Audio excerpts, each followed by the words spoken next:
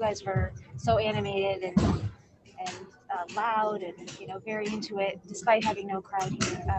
Can you just take us through what that was like and if it mattered to you guys?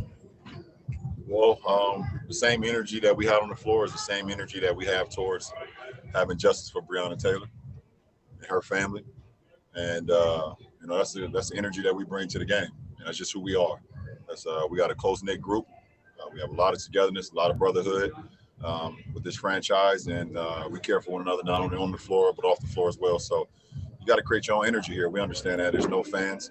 Our wonderful fans is watching this game on the TVs, on the laptops, phones, iPads, whatever the case may be. So it's about us creating our own energy, continue to make understanding what we're here for, and that's to get better. So that's what it's all about. Kyle, good. LeBron, you talking about Breonna Taylor. A lot of players here are talking about Breonna Taylor and also kind of look up to you as a leader in social change. What does it mean to kind of see a lot of people following a path that you kind of blazed, starting with Trayvon Martin, and now we're here? It's just who I've been for quite a while now. Never afraid to speak about, things that I was knowledgeable about, that I had insight on, and I was, up to speed on. And with the Trayvon Martin case, that obviously years ago, with that situation, I spoke about that situation. With the George Floyd incident that happened not too long ago. That's a horrible incident, and also obviously the Breonna Taylor situation. It's unfortunate that it's fortunate that we had the George Floyd video to see it. I mean, is that what we need to see a video of Breonna being killed for people to realize how bad the situation is? I don't even believe they was at the right place, right? Cops wasn't even at the right place. They just knocked down the wrong door and started doing what they do at that point in time, and that's just shooting away, and that's just not okay.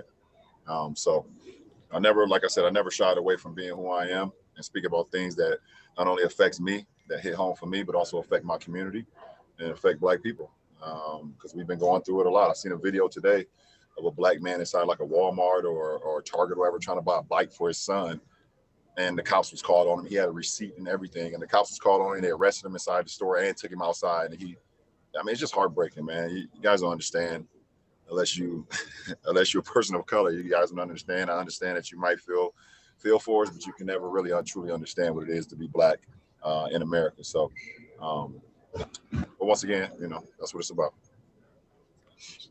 Dan Wilkie. Hey, LeBron. Along those lines, Kyle mentioned that Trayvon Martin photo.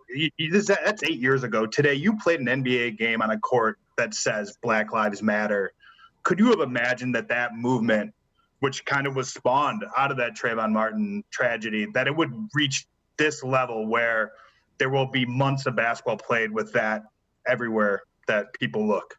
Well, first of all, I love the game. I love the NBA. I love what we've built, not only here in America, but all over the world. I think this is the most precious, beautiful, impactful game in the world. But a lot of people kind of use this analogy talking about Black Lives Matter as a movement. It's not a movement. When you're Black, it's not a movement. It's a lifestyle. we sit here and say it's a movement, and okay, how long is this movement gonna last? Don't stop the movement. No, this is a walk of life. When you wake up and you Black, that is what it is. It shouldn't be a movement. It should be a lifestyle. This is who we are, and we understand that, and we know that for one step that someone else might have to take, or for 1 yard someone else may have to take, that we know we got to take 5 more steps, and we know we got to take 10 more yards to get to the end zone. I mean, we understand that. We know that. So, but also what makes us, as strong, makes us as powerful. It makes us so unique and unified, is that we had so much hardships in our life, either from personal experiences or loved ones, or reading history, or seeing videos, Rodney King, or just being a part of just the communities that you're in, where you just racially profiled from the time you come out of the womb. So it's not a movement. I don't like the word movement because unfortunately in America and society, there ain't been no damn movement for us. There ain't been no movement. Hey, LeBron, you've been fighting for social justice for a long time now. Do you feel like this is a unique opportunity, being in the bubble, with this being a topic of a conversation to really affect change right now? For me personally, or you think for our league? For society as a whole, for you and for other players to be able to influence change? I don't know, Melissa. I mean, I do not. I don't go wake up and say, okay, let's use the bubble as an opportunity to speak about us as people of color. It's just what I am. It's who I am. It's what I stand for. I got 3, black kids at home. I got my black wife is at home. My mother is black, coming from a single parent household. I'm the only child. So excuse me, but no, I didn't need this bubble to speak about what I'm about. That's who I am. But I think the greatest thing that could come out of this is guys in this bubble, guys that may not or may be scared at points in time to speak about things because they feel like it may affect how people view them or affect a certain situation. They say, okay, well, I'm not LeBron. I don't have I can't do that. That's not, he can go up there and say that. It might affect, something going on in my livelihood. But, this opportunity is giving guys to really, truly just be like, okay, it's not, because it's a time where we are being heard. Either if you really care or not, we're being heard. And that's what's most important. Last 2 questions, Joe. Back to like the time in Cleveland, sitting up against the wall, talking about Ferguson, wearing the "I Can't Breathe" T-shirt, the speech at the ESPYs, all the way to now. If you would have told the 2016 LeBron what is happening now, would you say that was progress, or what would you say? What do you think you would say it was? I would say it's progress for America. The attention, sort of the kind of nationwide being fed up with what has happened. Like what do you think you would say? I would say a lot. In 2016, Barack was our president. We know what's going on now. So is that progress? I think we all can say that's not progress.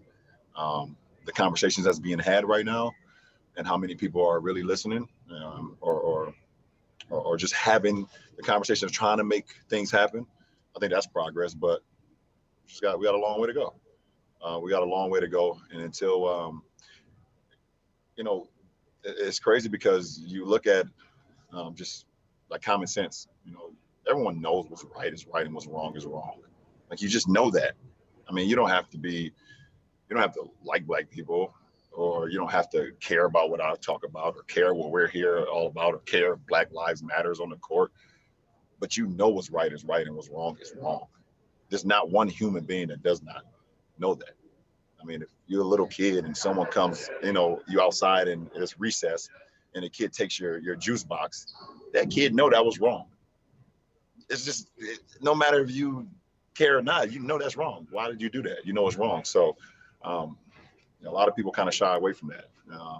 But until we just that's one small piece of it, but it's a very intricate piece of it. Last question, Taylor. LeBron, you talked about what you want next for Breonna Taylor in terms of justice, but what do you want next in terms of us, in terms of Americans? What does an improved America look like to you? It's a great question, and it's something that I rationalize and think about it every single day. What's next? What can I do next to make an impact in our communities? Not only for my people, but also for America in general. Obviously justice for Breonna Taylor is number one on all of our lists right now, because we know the story. We know how it's crazy what went on with that situation and how horrific it is. So, but for us as America to get better, that's a question that we kind of tinker with every day, and it's something that I play with in my mind every day, and listen to the people around me, and also listen to my family, things of that nature. But the conversations, people sometimes are just afraid to have a conversation. And I think one of the best things in life is communication. You know, no matter what, if you could just sit there and talk to someone, look at someone eye to eye and say how you feel, no matter if they like it or not, you know, you can respect them. Somebody might not agree. I don't agree with what you say, but if I can look at you dead in your eye and you can look back at me and say, listen, you know, to each his own, I don't agree with that, then I can respect you out of that. But a lot of people cannot even have that conversation of actually looking someone in the eye and telling them how they feel. And a lot of people, when they tell you how they feel, I have to be able to accept your response. No matter if you tell me what I want to hear or not, I have to be able to accept your response. So I think that's very key as well, just having a big form of communication. So we end this with justice for Breonna Taylor. We're going to continue to harp on that. I appreciate it. Thanks, LeBron. Thanks for watching ESPN on YouTube. For live streaming sports and premium content, subscribe to ESPN+.